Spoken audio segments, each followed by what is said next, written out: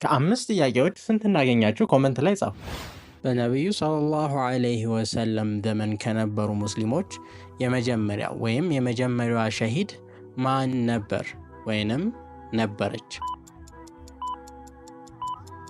ትክክለኛው መልስ ሱመያ ረዲየላሁ አንሃ። የሐጅ ሥነ ሥርዓት የሚፈጸመው በየትኛው ወር ነው? ትክክለኛው መልስ ዙልሂጃ። በእስልምና ሁለተኛው የተከበረ መስጂድ የቱ ነው? ትክክለኛው መልስ መስጂደ ነበዊ።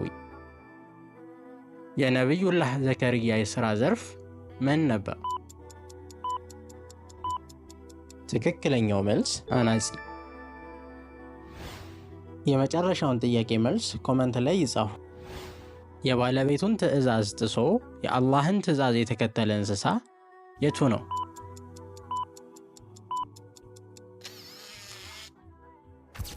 ሐላል ናት።